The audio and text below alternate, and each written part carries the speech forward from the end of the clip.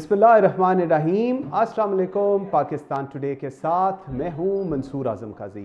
नाज़रीन, 2 रोज़ कबल साबिक सदर आसिफ अली ज़रदारी ने एक इंटरव्यू सामने आया जिसमें उन्होंने पाकिस्तान की सियासत पर खुलकर बात की। बिलावल के स्टेटस को लेकर ऐसी बातें की जिसको ऊपर पाकिस्तान पीपल्स पार्टी की सफ़ों में वाज़ा हलचल दिखाई दे रही है। उन्होंने कहा कि ज़ेर तरबियत है बिलावल, उसके साथ उन्होंने कहा ना तजर्बाकार हैं। अब सवाल ये है कि 16 महीने पीडीएम की हुकूमत रहती है और उस पीडीएम की हुकूमत में बिलावल भुट्टो ज़रदारी वज़ीर ख़ारजा रहते हैं। जो इस वक्त इलेक्शन कैंपेन चलाई जा रही है और जो सब कुछ पीपल्स पार्टी की तरफ से सामने आ रहा है, उसमें इस चीज़ का अंदिया दिया जा रहा है पाकिस्तान पीपल्स पार्टी की तरफ से कि अगले वज़ीर आज़म पाकिस्तान पीपल्स पार्टी की तरफ से बिलावल भुट्टो ज़रदारी होंगे। तो सवाल ये है कि एक ज़ेर तरबियत और ना तजर्बाकार शख्स को कैसे पाकिस्तान पीपल्स पार्टी वज़ीर आज़म पाकिस्तान के लिए देखती है। इसके साथ साथ नून लीग सिंध के अंदर सियासी इत्तेहाद जो है वो अपना दायरा वसी कर रही है, जिसके अंदर MQM GDA JUIF के बाद अब ANP के शाही सैयद को भी उन्होंने इनवाइट किया है कि वो इस इत्तेहाद में जुड़ें और जुड़कर सिंध में पीपल्स पार्टी का मुकाबला करें। प्रोग्राम के पहले हिस्से में इस पर बात करेंगे। आई वेरी ग्रेटफुल, मुझे ज्वाइन किया है शहजाद सईद चीमा साहब ने, पाकिस्तान पीपल्स पार्टी के सीनियर रहनुमा हैं। मेरे साथ लाहौर स्टूडियो में खलील ताहिर सिंधु साहब, सीनियर रहनुमा पाकिस्तान मुस्लिम लीग नून। बहुत शुक्रिया आप दोनों के टाइम देने का। चीमा साहब, आपसे बात का आगाज़ करता हूँ। 2 रोज़ कबल आसिफ अली ज़रदारी साहब का जो इंटरव्यू था उससे बड़ी खुल के उन्होंने बातें की, बड़ी क्लैरिटी से चीज़ें बताई।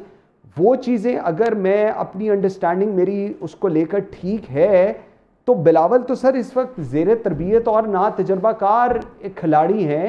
तो पाकिस्तान पीपल्स पार्टी कैसे देख रही है उनको अगले वज़ीर आज़म के लिए पाकिस्तान पीपल्स पार्टी की जानिब से? बिस्मिल्लाहिर्रहमानिर्रहीम जी, बहुत शुक्रिया। गुजारिश ये है कि वालिदैन के लिए औलाद, आई एम 55 अल्हम्दुलिल्लाह, अल्लाह जिंदगी दे मेरी वालदा साहबा को। मैं आज भी मुझे कहती कि तू बड़ा ही नलायक है, तो बड़ा ही तेनों समझ ही नहीं लगती। हाँ। तो एक तो आ गया ये पेरेंटल एक एलिमेंट जौन सा वालिदैन के हवाले से उनका एक अपना देखने का, उसमें प्यार भी होता है, उसमें उनका अपना तजुर्बा भी होता है, उनका अपना विजडम भी होता है। एक तो as a father he was talking and more over former president और पाकिस्तान के इंतहाई मजे हुए पॉलिटिशियन के हवाले से भी वो यकीनन उस पर अगर उनका कोई टेक है। मैं सबसे पहले उसमें अर्ज सर ये करना चाहूंगा कि एक नॉर्मल स्टेटमेंट्स को बहुत ज्यादा सनसनीखेज कर दिया गया। ओवरऑल 1 से multiply by 5 multiply by 7 different channels, different social media aspects, different political इस पे कमेंट्स। बात इतनी नहीं थी या ऐसे नहीं थी कि जिसको उस तरह से कि जी मतलब पार्टी में वो आ गया, बाप बेटे में तजाद आ गया, खुदा न खास्ता। कतन ऐसा कोई मसला नहीं है। और जहां तक रह गया सर उनका 16 माह का वसीयत यंगेस्ट वजीर खारजा, उनका जितना रोल था, जितना करेक्टर था, जितनी मेच्योरिटी थी, जितना विजडम था, जितना एक्सपोजर और हैंडलिंग ऑफ द इश्यूज थी, और जितना वोकल होकर जी खास तौर पे हमसाया ममालिक जिस तरह से उन्होंने एड्रेस किया और सामने बैठ के वो सारे इश्यूज पे उन्होंने बात की, उनकी पॉलिटिकल मेच्योरिटी का 100% एक क्लियर कट शाखसाना है। ओके। तीसरी चीज सर पॉलिटिक्स एक ऐसी चीज है कि जिसमें वक्त के साथ साथ आप मैच्योर होते हैं, इसमें कतन कोई शक नहीं है। अगर मैं आज जिस मुकाम पर हूं, मैं एक छोटा सा वर्कर हूं, आज से 20 साल पहले मैं और था, आज मैं और हूं। आप लर्निंग के लिए निकले हुए हो और आप अवाम के दरमियान रह रहे हो, तो डेली यू लर्न। मेच्योरिटी वक्त के साथ साथ आती है। पॉलिटिकल मेच्योरिटी हो, वो विजडम हो, वो डेप्थ हो, वो चीजों को देखने का नजरिया हो। तो इसलिए इस चीज को मेरी बड़ी हम्बल सबमिशन है कि इसको सनसनी ना इसमें फैलाई जाए। अच्छा चलें चीमा साहब, नॉर्मल रूटीन की गुफ्तगू है जिसको आप रूटीन की कह रहे हैं, लेकिन आपको लगता नहीं कि इससे बिलावल की सियासी साख्त जो है, देखें वी समबडी एक्सेप्ट इट और डज नॉट। अभी सिंधु साहब हमारे साथ बैठे हैं, मैं बड़ा बरबला इस चीज़ का इजहार करता हूँ। As a foreign minister he tried his best and he delivered Bilawal, लेकिन जब आप उनको बिल्कुल ही एकदम दूसरी साइड पे ले जाए और आप लोग एक्सपेक्ट करते हैं him to be the prime minister for the country. Asif Ali Zardari sahab की वालिद वाली एक एज चलें, we can buy that point, लेकिन he was giving an interview as a former president of Pakistan, as a co chairperson Pakistan peoples party. ठीक, फिर भी आप इसको समझते हैं कोई साख में, सियासी साख में कोई ऐसी चीज नहीं हुई बिलावल के जी?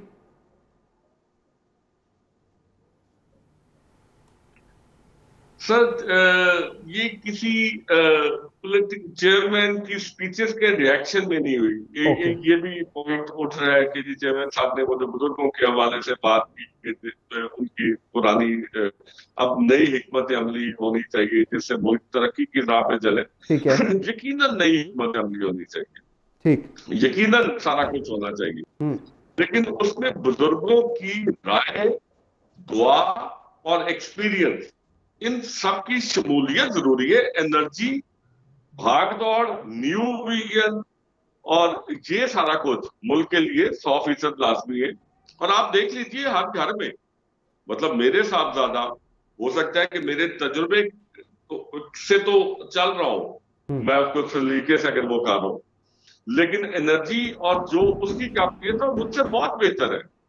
तो ये अब वक्त हालात चेंज हो गए, तो एक ये पॉइंट उठाया जा रहा है कि जी वो उसके रिएक्शन में शायद सदर मोहतरम ने इस तरह से बात की है। सदर मोहतरम ने पाकिस्तान में बड़े से बड़े मुखालिफ की बात की है। ठीक, बिल्कुल सही। अच्छा चलें, मुझे ज़रा ये चीज़ खलील ताहिर सिंधु साहब के पास लेकर जाने दें। सिंधु साहब मुझे ज़रा बताइएगा, जो इंटरव्यू था उसको जो मायने दिए जा रहे हैं, क्या हम लोग गलत इंटरप्रेट कर रहे हैं इस चीज़ को, या वाकई जो जरदारी साहब कह रहे थे ही मेंट इट? क्योंकि आफ्टरवर्ड्स बिलावल दुबई चले गए और उसके बाद जरदारी साहब भी दुबई चले जाए, और अपेरेंटली शायद वही वाली बात जो मैं पहले कह रहा हूँ, 16 माह की परफॉर्मेंस, नेक्स्ट वजीर आजम के लिए नाम, और उसके बाद ये कह देना कि ज़ेर तरबियत और ना तजर्बाकार है। आप इसको मुस्लिम लीग नून कैसे देख रही है? बहुत शुक्रिया। हम तो बिलावल साहब को समझते थे कि 89 दौरे किए उन्होंने। ये मुझसे पूछ रहे थे? नहीं जी, मैं सिंधु साहब से। जी जी खलील भाई, 89 दौरे किए हैं बिलावल साहब ने बतौर वजीर खारजा, तो हम तो समझते थे कि बड़ा तजर्बा है। और दूसरा जो मेरे भाई हैं चीमा साहब, बड़ा मेरा मोहब्बत का प्यार का रिश्ता है। एक लाइटर नोट पे है कि जो इनकी वालदा मोहतरमा हमारी भी माँ हैं, वो तो जो इनको ठीक कहती हैं कि आपको कुछ पता नहीं, तो वाकई से सही कहती है इनको तो, चीमा साहब को तो ये तो बिल्कुल बात दुरुस्त है। दूसरे नंबर पे आसिफ अली जरदारी साहब के बारे में मशहूर है कि वो कभी भी ना गलत मौके पे गलत बात करते हैं, ना सही मौके पे गलत बात करते हैं। और एक टीवी को इंटरव्यू दे रहे हैं, इंटरनेशनल मतलब टेलीवाइज्ड हो रहा है वो, इंटरनेशनल न्यूज़ कंसर्न्स उसमें हैं, वहाँ के PNN पे भी चला, वो हामिद मीर के इंटरव्यू में भी चला। और इस ऐसे वक्त पर हमने तो नहीं कहा, मुस्लिम लीग नून ने नहीं कहा, ना मियाँ नवाज शरीफ ने कहा, ना मियाँ शहबाज शरीफ साहब ने कहा, वो खुद कह रहे हैं कि वो ना तजर्बाकार है, उसको अभी पता नहीं है। और इसके आगे और बहुत कुछ कहा कि वरना वो मुझे कह देगा कि आप बैठ जाए घर पे बाबा, आपको बिल्कुल पता नहीं है, और हालांकि उसको पता नहीं है। तो ये कोई लाड प्यार की बातें तो नहीं थी ना, ये तो एक टीवी पे इंटरव्यू चल रहा था। तो बेहतर होता कि जरदारी साहब ऐसी बातों से मेरे लिए बहुत मोहतरम हैं, बड़े मंजे हुए सियासतदान भी हैं और एक तजर्बाकार आदमी है, लेकिन अगर ना कहते तो शायद अच्छा होता, क्योंकि बिलावल का उन्होंने हौसला तोड़ दिया। और इसीलिए सारी जो उनकी खाला भी आई हैं, बाकी बहनें भी हमारे लिए काबिल एहतराम है, सारे इकट्ठे हुए हैं कि ये तरीकाकार जो हो गया है। देखिए हम जो सियासी काम होता है, ये सियासत का माहौल है और इलेक्शन चल रहा है, हम तो कहेंगे ऐसी बात, लेकिन नहीं, हमने तो नहीं ये बात की। ये तो उनके वालिद मोहतरम, जिनके बारे में पूरे वर्ल्ड में मशहूर है कि वो कभी यारों का यार है और कभी गलत बात नहीं करते। इंसान तो हैं, लेकिन कोई बात नहीं, हो जाती है। लेकिन ये तो उन्होंने टेलीविजन पे आखिर सोच समझ के इतने बड़े चैनल पे इंटरव्यू दे रहे हैं, तो इसके हम तो कुछ नहीं करेंगे। लिहाजा हम जरदारी साहब की बात से हम एग्री करते हैं कि जो कुछ उन्होंने कहा वो ठीक है, कि अभी उसको बहुत ज़्यादा बिलावल साहब को तजर्बे की ज़रूरत है। और अभी हालांकि जो चीमा साहब ने कहा, मुझसे एग्री करता हूँ कि ये जो मौका है इस वक्त में बुजुर्गों का और नौजवानों का मिलकर एक इम्तजाज जो बनेगा सियासत में, उनके तजर्बे से फ़ायदा उठाया जाए और नौजवानों की ताकत और कुव्वत को इस्तेमाल किया जाए। लेकिन वो नहीं मानते उनके वालिद मोहतरम, तो इसमें हम तो भाई कुछ नहीं कर सकते, हमने नहीं कहा। मेरे भाई लेकिन आप खुश बड़े हैं इस बात पे, मैंने ऐसे देखा। अच्छा खलील भाई, मुझे एक चीज बताएं जी, बिलावल भुट्टो जरदारी साहब शहबाज शरीफ साहब को अपना पीपल्स पार्टी का वजीर आजम कहते थे, और कहते थे जी मेरी इतना प्रोफेशनली साउंड चीजें नहीं देखी जितनी मैंने शहबाज शरीफ की बतौर वजीर आजम देखी। आज क्या वजह हो गई कि पीपल्स पार्टी बिल्कुल ही आप लोगों से दूर दूर रह रही है और आपके अगेंस्ट इस तरह की बातें, कौन सी आपने ऐसी हरकतें की हैं जिसके बाद आज बिलावल आप लोगों के खिलाफ है और पीपल्स पार्टी भी आपके खिलाफ हो गई? हमने हरकतें तो हम कोई ऐसी नहीं करते, नंबर 1। नंबर 2 जो दूसरी बात है, बिलावल साहब ने ये उनकी स्पीच है कौमी असम्बली में, जी बिल्कुल, कि मैंने आज तक वज़ीर आज़म शहबाज शरीफ से अच्छा एडमिनिस्ट्रेटर और अच्छा प्राइम मिनिस्टर नहीं देखा। ये उनकी अपनी स्पीच, आप अभी चला भी सकते हैं। दूसरा, हमारा ये कोई सियासत एनमिटी नहीं है मंसूर साहब, चीमा साहब, हमारा ख़ानदानी एक दूसरे से तल्लक है। सियासत आपको पता है रोज़ रोज़ चेंज होती है, लेकिन ये जो है बातें हमने नहीं की, उन्होंने की हैं और बिलावल साहब ने ही ये फरमाया। दूसरा, सियासत मैंने जिस तरह आपसे रिक्वेस्ट की है कि इट्स नॉट द एनमिटी, ये तो सियासत में ज़ाहिर है चीमा साहब जब कैंपेन पे जाएंगे ये हमारी मुखालफत करेंगे, हम इनकी तारीफ़ें तो नहीं करेंगे ना, ये हमारी तारीफ़ ही करेंगे। ये एक सियासी माहौल होता है और ऐसे ही बनेगा। इस तरह से हर एक कोई, हाँ, अखलाक से गिरी बात नहीं करनी चाहिए, बिलो दी बेल्ट बात नहीं करनी चाहिए, किसी की फैमिली के बारे में बात नहीं करनी चाहिए। ये कुछ कोड ऑफ कंडक्ट होते हैं जो इमरान खान इस मुल्क को बच्चों को माओ से लड़ा दिया, बेटों से लड़ा दिया और हत्या को उसने फौज से लड़ा दिया 9 मई को। तो ये वो बातें हैं, लेकिन हमारा दोनों जो पार्टीज़ हैं इनका कल्चर ये नहीं है। एनी हो, जो कुछ सरदारी साहब ने कहा मैं समझता हूँ कि उन्होंने दुरुस्त कहा है। ठीक हो गया। अच्छा चीमा साहब, 2 चीज़ें, लेवल प्लेइंग फील्ड का आप भी बहुत मरतबा आपसे भी बात हुई है, पीपल्स पार्टी के जितने रहनुमाओं से ये बात होती है वो कह रहे हैं कि जी लेवल प्लेइंग फील्ड नहीं है, इंक्लूडिंग बिलावल भुट्टो। कल ये जब जरदारी साहब का इंटरव्यू हुआ है वो कहते हैं ऐसी कोई बात ही नहीं है, लेवल प्लेइंग फील्ड ही है। सो कभी अब अवाम कंफ्यूज है, अवाम कहती है कि जी कभी आप लोग शीरो शक्कर होते हैं, कभी आप लोग एक दूसरे के गिरबानों पे पहुंचे होते हैं। ये हो क्या रहा है? Level playing field Peoples Party को मुहैया है या नहीं है, इस पे भी जरा रोशनी डालें। सर, ग्रास रूट पे तो level playing field Peoples Party को मुहैया नहीं है।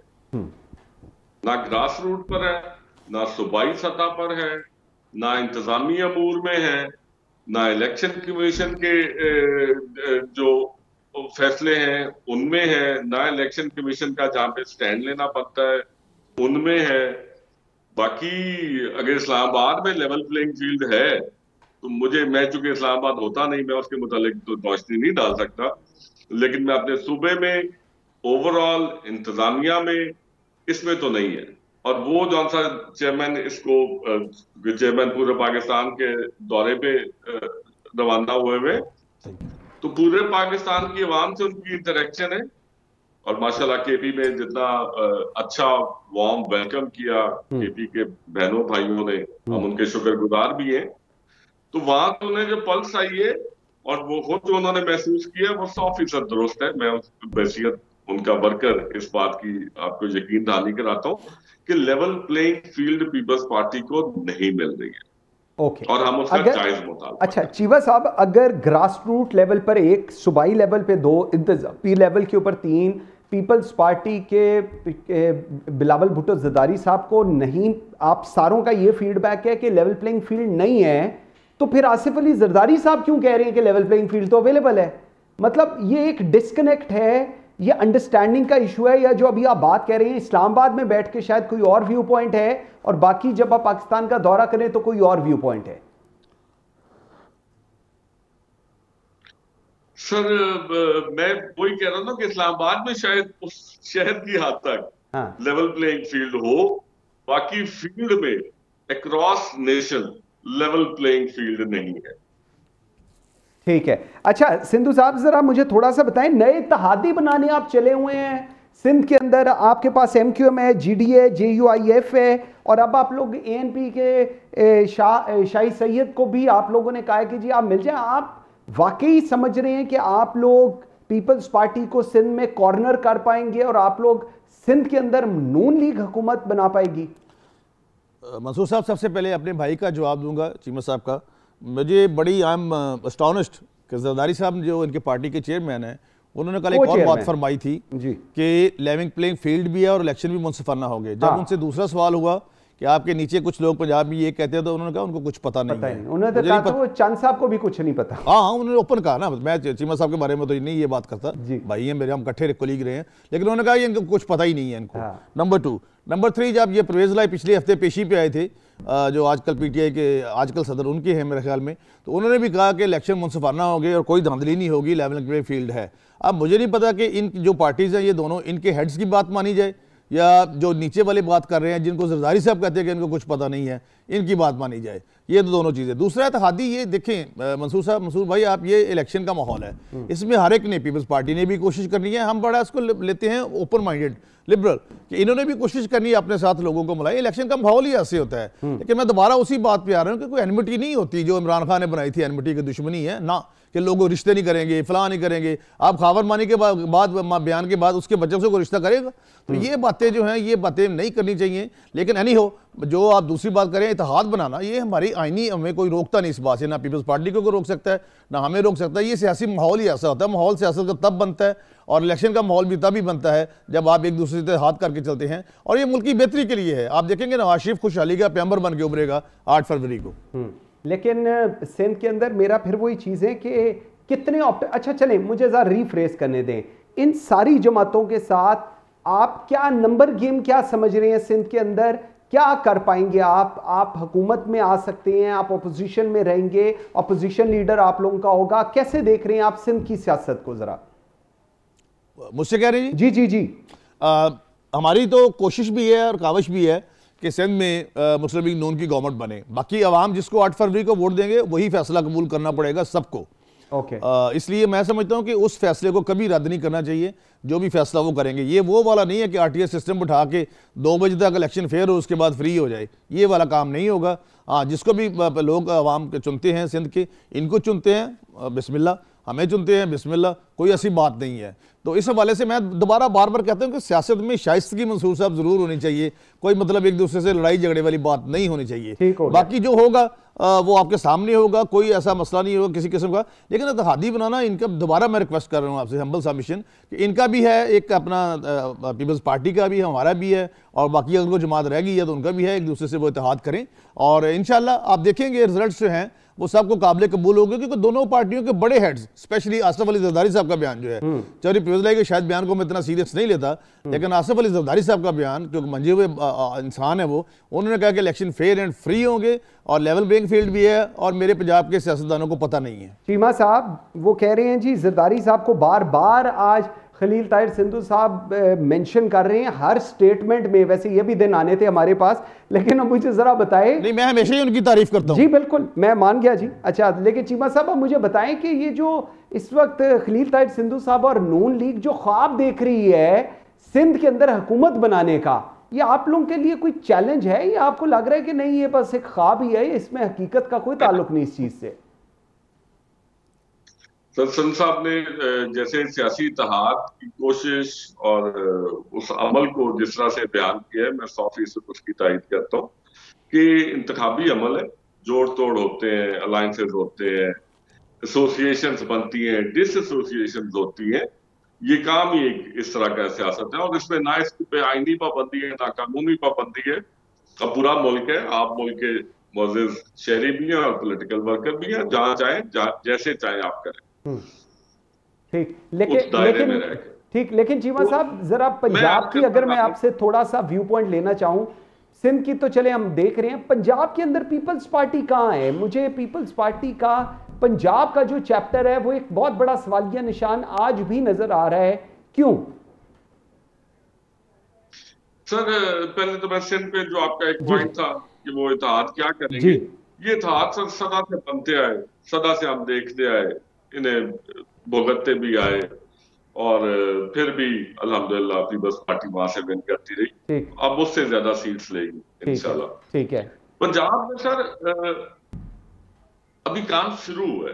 पहले कहा जाता था केपी में कि जी केपी में तुम्हारा क्या है, कि चेयरमैन गया है, 8 दौरे किए हैं, 8 के 8 दौरे, और वो जेन्युइन थे, ऑर्गेनिक थे, उसमें फ्लो ऑफ कैश नहीं नजर आ रहा था, उसमें एक जज्बा था, वोटों के लिए मोहब्बत थी, अकीदत थी, और एक एतमाद था इस नौजवान की आदत पे कि ये मुल्क को आगे लेके चलेगा इंशाल्लाह। ठीक है। जरा चेयरमैन साहब को पंजाब में आ लेने दीजिए, ओके, ये हफ्ते 10 दिन में इंशाल्लाह यहाँ पर दूध आएंगे, का दूध पानी का पानी हो जाएगा। ठीक है, बिल्कुल सही। दूध और पानी अगर फौरन ना निकला तो दिखना शुरू हो जाएगा। बिल्कुल ठीक है। शहजाद सईद चीमा साहब बहुत शुक्रिया, खलील ताहिर सिंधु साहब बहुत शुक्रिया जी, आप दोनों के टाइम देने का। नाज़रीन एक ब्रेक लेते हैं जी, ब्रेक से जब वापस आते हैं तो पंजाब पुलिस जो है वो बड़ी अपने आप को मीडिया के ऊपर दिखा रही है कि जी हम हर जगह मौजूद हैं, अवाम हमसे खुश है, पंजाब की अवाम हमसे खुश है और कोई करप्शन नहीं, आप FIR कराएं उसमें भी सब कुछ ठीक है। ये एक ख्वाब दिखा रहे हैं हमें मीडिया, सोशल मीडिया के ऊपर। जो सीनियर अफसरान हैं, IG पंजाब हों, बाकी के जितने अफसरान हैं, वो रोज़ मीडिया के ऊपर आके ऐसी बातें करें। इसमें हकीकत क्या है, करप्शन का एलिमेंट क्या है, थाने कल्चर आज भी ठीक नहीं हुआ, इन्वेस्टिगेशन आज भी ठीक नहीं, इस पर बात करेंगे। और मेरे साथ होंगे additional IG operations Punjab Shahzada Sultan sahab, मेरे साथ रहिएगा।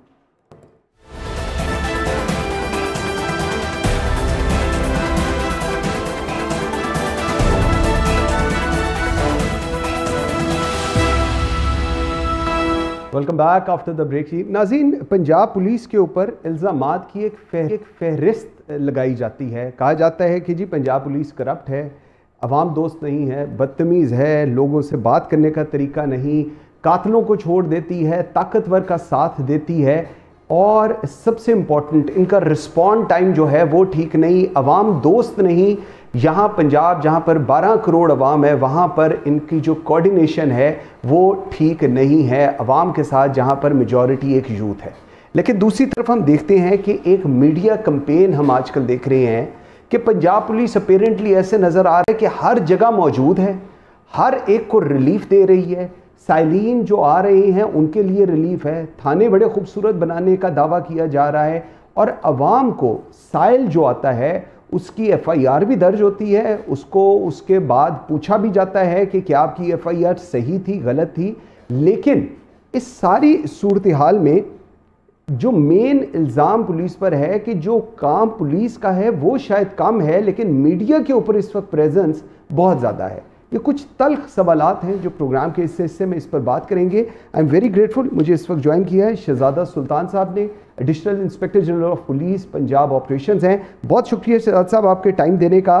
सर सबसे पहले मुझे बताइएगा, एक बड़ा ट्रस्ट गैप है पुलिस के दरमियान और अवाम के दरमियान। लोग यकीन नहीं करते कि लोग डरते हैं, यकीन करने की बात डरते हैं थाने जाने से अपने इश्यूज़ को लेकर।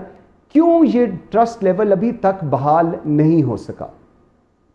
काई साहब, thank you very much. I am really grateful कि आपने मुझे मौका दिया। जो आपने इल्जामात जिनका जिक्र किया प्रोग्राम के शुरू में, वो सारे इल्जामात जो हैं वो दुरुस्त हैं और उन इल्जामात का जवाब देने के लिए ही हमने अपने आप को पेश किया है लोगों के सामने। We have started talking to the people, we have started engaging with the community. हम ये चाहते हैं कि लोग हमसे ये सवाल करें और हम उनको बताएं कि इन सिलसिले में हम लोग क्या कर रहे हैं। आपने ट्रस्ट गैप की बात की। ट्रस्ट गैप जो है उसको दूर करने का सिर्फ एक तरीका है, जैसे हम कहते हैं सीइंग इज बिलीविंग। जब आप स्ट्रेंजर्स के और आपके दरमियान ट्रस्ट गैप होता है, जब आप किसी को जानते हो, आपका वो दोस्त हो, उसके और आपके दरमियान ट्रस्ट गैप नहीं होता। But police has started, police has, जो आपने सोशल मीडिया पे बात की, जो इलेक्ट्रॉनिक मीडिया पे बात की, ये हमने अपनी कोई एडवर्टाइजमेंट कैंपेन नहीं स्टार्ट की। We just want to reach out to the people and the community, क्योंकि कम्युनिटी की सपोर्ट और कम्युनिटी की एंगेजमेंट के बगैर पुलिस इनइफेक्टिव है। जब तक कम्युनिटी को पुलिस के चैलेंजेस और उनके काम की समझ नहीं आती, एक परसेप्शन जो हमारा नेगेटिव है ये कंटिन्यू करेगा और जो ट्रस्ट डेफिसिट है ये कभी इंप्रूव नहीं होगा। बट वी हैव डन, हमने ये तय किया है कि ये जो खौफ का रिश्ता है लोगों के और पुलिस के दरमियान, इसको हम दोस्ती के रिश्ते में बदलें। हमने फ्रेंड्स ऑफ पुलिस का प्रोग्राम जो है वो लॉन्च किया। हमारा उसमें स्लोगन क्या है?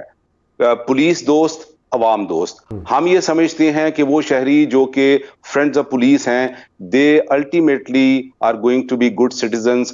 दे would learn about their own responsibilities, they would learn about their rights and duties, और पुलिस कैसे काम करती है और शहरी जो है पुलिस के काम में उनको कैसे सपोर्ट कर सकते हैं वो ये सीखते हैं। इसके अलावा जब वो हमारे साथ आके मिलते हैं, बैठते हैं, हमें स्टडी करते हैं, they spend time with us, तो वो जो एक खौफ है वो जो एक फासला है वो कम होता है, क्योंकि फासले से खौफ पैदा होता है, खौफ से झिझक पैदा होती है। तो ये एक विशियस साइकिल है जिसको हमने ब्रेक करना है। पुलिस और कम्युनिटी के दरमियान फासले को कम करना है। बिल्कुल सही। अभी आपने बात की और मैं बड़ा उस बात को मैं जरा लेकर आगे चलना चाहूंगा। आपने कहा स्ट्रेंजर्स के दरमियान ट्रस्ट डेफिसिट होता है या ट्रस्ट गैप होता है।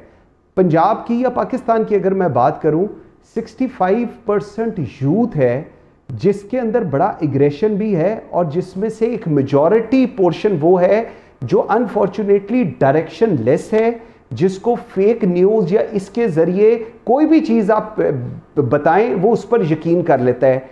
इस यूथ को पुलिस की कारकर्दगी, पुलिस कैसे ऑपरेट करती है, पुलिस का मकसद क्या है, इसके साथ आप किस तरह आप समझें इसको किस तरह आप को रिलेट करना चाहेंगे? काई साहब, थैंक यू वेरी मच। आपने एक बड़ा सेंसिटिव जो इशू है उसको टच किया है। हमारी जो यूथ है, जिसमें मेरे बच्चे भी शामिल हैं जो इस वक्त 2 यूनिवर्सिटी में हैं और एक O लेवल में है, हमारी यूथ जो है वो हाईली वल्नरेबल है। वो वल्नरेबल है टू फेक न्यूज, वो वल्नरेबल है टू अनवेरिफाइड न्यूज, वो वल्नरेबल है फॉल्स प्रोपेगेंडा की। What we have done, we have reached out to this youth. हम स्कूलों में गए हैं, हम कॉलेजों में गए हैं, हम यूनिवर्सिटी में गए हैं। हमने ये महसूस किया कि इस यूथ को रियासत के इदारों और मुआशरे को इस यूथ को सीने से लगाने की जरूरत है और इनकी तरबियत करने की जरूरत है। हमारे ये जो बच्चे हैं, इनका जब इंगेजमेंट और इंटरेक्शन अपने इदारों के साथ होगा, जब ये फर्स्ट हैंड नॉलेज हासिल करेंगे हमारे बारे में, तो फिर इनको पता चलेगा कि हमारा मुआशरा क्या है, हमारे इदारे कैसे काम करते हैं, हमारे सोशल इश्यूज क्या हैं और हमारी एज यूथ क्या सोशल रिस्पॉन्सिबिलिटी है। इन सारी चीजों के लिए हमने एक यूथ इंटर्नशिप प्रोग्राम स्टार्ट किया, एक हमने यूथ लीडरशिप प्रोग्राम स्टार्ट किया। I have gone to the universities, I have spoken with young children, young boys and girls, और अभी तक हम कोई 4000 जो यूनिवर्सिटी और कॉलेजेस के स्टूडेंट्स हैं उनको 15 रोजा एक सर्टिफिकेट प्रोग्राम की इंटर्नशिप करवा चुके हैं। इसका जो प्राइमरी पर्पज है वो ये है कि हमने ये तय किया कि किसी एक इदारे को अपने दरवाजे और अपने दिल इन बच्चों के लिए खोलने होंगे। हमने इनको इनवाइट किया है अपने थानों में। हमने कहा कि हमारे थाने आगे देखें, हमारे खिदमत मराकज देखें, हमारे तहफ़्फ़ुज़ मराकज देखें, हमारे मिसाक सेंटर देखें, हमारा IG ऑफिस देखें, हमारे SHO के साथ गपशप करें, हमारे कांस्टेबल के साथ मिलें, हमारे IG के साथ आके आप इंटरैक्शन करें। अभी चंद दिन पहले IG पंजाब ने 60 बच्चों को CPO में बुला के उनके सामने उनके साथ इंटरैक्ट किया और उन्हें कहा कि ask me all the difficult questions you want to ask. जो आपके ज़हन में शकूक शुबहात है आप पूछें, क्योंकि जब डायलॉग होता है, जब इंटरैक्शन होता है, तो एक दूसरे के लिए अंडरस्टैंडिंग डेवलप होती है। आप इमेजिन करें कि हमारे थाने में एक बच्चे को एक्सेस करने के लिए कितना मुश्किल है, जो हमारा टिपिकल पुलिस कल्चर है। उस कल्चर में हमने एम्पावर किया है अपनी कम्युनिटी को। हमने उनको खुद उनके घरों से, कॉलेजों से बुलाया है और अपने साथ कनेक्ट किया है ताकि वो अपने आप को एम्पावर्ड महसूस करें। लेकिन शहजाद साहब, जिस तरह आप फरमा रहे हैं, बिल्कुल ऐसी चीजें हैं, ऐसे इनिशिएटिव्स लिए जा रहे हैं, IG साहब की तरफ से भी ये सारा कुछ हो रहा है। लेकिन सबसे बड़ा इशू ये है कि कुछ बच्चों को बुला के IG साहब ने मिला, उनको पूछा कि टफेस्ट क्वेश्चन पूछे, फेयर इनफ, लेकिन मेन इशू ये है कि थाना जाना है एक आम आदमी ने, उसका इशू थाने जाके एड्रेस होना है। तमाम इश्यूज IG साहब के पास नहीं आ सकते, ना RPOs ना एडिशनल IGs के पास आ जा सकते हैं। थाना तो वहीं का वहीं है, थाने को तो एड्रेस करने के लिए शायद कुछ 2-4 मॉडल पुलिस स्टेशन बनाकर, आपको वाकई लगता है इतनी बड़ी आबादी का ट्रस्ट लेवल पुलिस और थाना कल्चर पर ठीक हो जाएगा? बिल्कुल नहीं, आप बिल्कुल ठीक फरमाते हैं। 2-4 मॉडल पुलिस स्टेशंस इसका सोल्यूशन नहीं है।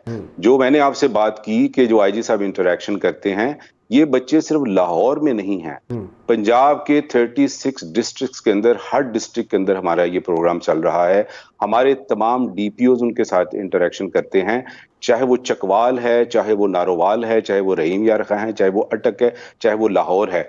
तो ये हर जगह से जो कम्युनिटी के साथ हमारी जो इंगेजमेंट है वो स्टार्ट है। इसके अलावा जो आपने बात की, 100% बात की, आप क्वालिटी ऑफ पुलिसिंग को कैसे उसके अंदर डिस्क्रिमिनेशन कर सकते हैं कि जी लाहौर में तो 2 मॉडल पुलिस स्टेशन बना दें या पिंडी में बना दें या मुल्तान में बना दें, बाकी जो पंजाब के लोग हैं वो गुड क्वालिटी पुलिसिंग सर्विसेज को डिजर्व क्यों नहीं करते? तो इसके लिए हमने सोचा कि जो हमारे स्पेशल इनिशिएटिव पुलिस स्टेशन थे, जो हमने 100 से स्टार्ट लिया पंजाब गवर्नमेंट की सपोर्ट के साथ, 31 दिसंबर तक आपके 737 पुलिस स्टेशन सारे के सारे स्पेशल इनिशिएटिव पुलिस स्टेशन बन चुके होंगे and will open them not only for public, वो तो जाहिर पब्लिक के लिए ऑलरेडी ओपन है, कोई आता है अपना क्राइम रजिस्टर करवाता है, पुलिस वेरिफिकेशन के लिए आता है, we will open them as the places that any citizen can visit, और आके वो देखे कि थाने में क्या होता है। तो we are confident that we are going to transform, we are going to change this culture जिसके अंदर पुलिस तक लोगों को एक्सेस नहीं मिलती, पुलिस और लोगों के दरमियान फासला होता है। हम इस फासले को कम करेंगे और पुलिस तक एक्सेस देंगे। हमारी जो डिजिटलाइजेशन का पूरा प्रोसेस इसी एक्सेस के इर्द गिर्द घूमता है कि हमने लोगों को ऑनलाइन अपनी बहुत सारी सर्विसेज की एक्सेस दे दी है ऑलरेडी। बिल्कुल ठीक है। अच्छा, अभी आप डिजिटलाइजेशन की बात कर रहे हैं, एक चीज़ जो हम लोग कहते हैं कि डिजिटल एक्सेस और उसके साथ साथ transparency, that's very important to understand. इसको लेकर आप लोग क्या समझ रहे हैं कि जब फॉर इंस्टेंस कोई शख्स थाने जाता है, अपनी रिपोर्ट दर्ज कराता है, उसके बाद वो बिल्कुल बेयादो मददगार होता है, को पता ही नहीं चलता उसका आईओ कौन है, उसके ऊपर इन्वेस्टिगेशन कैसी हुई। ये कुछ केसेस के अंदर तो चले, मैं आपकी बात मान लेता हूँ, आईजी साहब की इन्वॉल्वमेंट होगी, आरपीओस डीपीओस की हो गई, लेकिन हर केस जो थाने में जिसका इंदराज होता है, साइल तो उसके पीछे और आईओ के पीछे ढूंढते ढूंढते उसकी जिंदगी गुजर जाती है। इसको कैसे आप रिस्पॉन्ड करेंगे? सर, ये जो सिस्टम है जिसकी आप बात कर रहे हैं, इस पुराने सिस्टम के अंदर हमने बहुत सारी इंटरवेंशन करके इसको काफ़ी इम्प्रूव किया है और अल्हम्दुलिल्लाह इसको डेली बेसिस पे कर रहे हैं। मैं इसकी आपको एक मिसाल देता हूँ, जो भी आपने बात की आईओ, आज पंजाब पुलिस वहां पे खड़ी है। अगर 20 साल पीछे चले जाएं तो एक एफआईआर की कॉपी लेने के लिए लोग थाने के बाहर खड़े रहते थे और उनको वो नहीं मिलती थी। आज जब आप पुलिस के पास दरखास्त जमा कराते हैं तो the moment it is registered, आपको एक मैसेज आ जाता है कि आपकी दरखास्त रजिस्टर हो गई है और ये बंदा उसकी इंक्वायरी कर रहा है। आपकी एफआईआर दर्ज होती है, आपको मैसेज आ जाता है कि ये आपका आईओ है। आप एफआईआर की कॉपी रिक्वेस्ट करते हैं, आपको डिजिटली एफआईआर की कॉपी आ जाती है। आज अगर आप अपनी पंजाब पुलिस पाकिस्तान ऐप खोल लें तो it is packed with services. आपने एक मुलाजिम रखा और उसकी वेरिफिकेशन आप चाहते हैं, ऑनलाइन जाके आप ये रिक्वेस्ट कर सकते हैं इंफॉर्मेशन शेयर करके। टेनेंट रजिस्ट्रेशन, लोग थानों में जाते थे अपने टेनेंट्स की रजिस्ट्रेशन कराने के लिए, क्योंकि कानून ये पाबंद करता है हमें कि हम कोई किराएदार रखें तो उसकी रजिस्ट्रेशन कराएं। आज आप एक ऐप के थ्रू वो काम कर सकते हैं। हमारे 26 लाइसेंसिंग सेंटर थे अक्रॉस पंजाब, हमने 52 और ऐड किए हैं। इसके अलावा हमने पीएचपी को लाइसेंस बनाने का इख्तियार दे दिया, एम्पावर कर दिया with the help of the government. Government ने हमें हेल्प किया है। आज आपका लाहौर में बना हुआ लाइसेंस जो है पंजाब के किसी भी खिदमत मरकज से रिन्यू हो सकता है। तो डिजिटलाइजेशन जो है वो क्या करती है, एफिशिएंसी इंप्रूव करती है, कॉस्ट को कम करती है, ट्रांसपेरेंसी को इंप्रूव करती है, करप्शन को रिड्यूस करती है, आसान एक्सेस देती है। तो ये सारी चीजें इसीलिए हम कर रहे हैं कि policing is about problem solving. जब आप कम्युनिटी के प्रॉब्लम सॉल्व करेंगे, उनके लिए आसानी पैदा करेंगे, तो आपका और कम्युनिटी का ताल्लुक बेहतर होगा। जब आपका और कम्युनिटी का फासला कम होगा तो करप्शन कम होगी, क्योंकि करप्शन की एक बहुत बड़ी वजह डिस्क्रेशन का बहुत ज्यादा होना है, लैक ऑफ ट्रांसपेरेंसी उसकी वजह है, उसकी वजह फासला है कि लोग पुलिस के साथ राब्ता करते हैं टाउटों के जरिए। तो जब आपके फ्रेंड्स ऑफ पुलिस पंजाब में इस वक्त 4000 बन चुके हैं इन 2.5 महीनों में, जब आपके पुलिस इंटर्न्स 3500 बन चुके हैं, जब आप 700 लोगों को लीडरशिप की ट्रेनिंग दे चुके हैं और वो 700 लोग यंग जर्नलिस्ट हैं, तो पुलिस कहां छुप सकती है? अच्छा, पुलिस ने ये तय किया है कि हमने नहीं छुपना। बिल्कुल सही। हमने अपने और कम्युनिटी के दरमियान फासले को कम करना है ताकि लोग हमें जज करें, सवाल करें। हमने अपनी एफआईआर के ऊपर 2 क्यूआर कोड दिए हैं। आप कभी अभी हमारी एफआईआर देखें, एक क्यूआर कोड को आप स्कैन करते हैं तो वो ऑथेंटिसिटी बताता है डॉक्यूमेंट की। दूसरे क्यूआर कोड को आप स्कैन करते हैं, वो आपसे एक सवालनामा खुल जाता है कि जी आपसे पैसे तो नहीं लिए गए जब एफआईआर दर्ज की गई थी, हमारी सर्विस आपको कैसी लगी, अच्छी, बुरी या बहुत ही बुरी।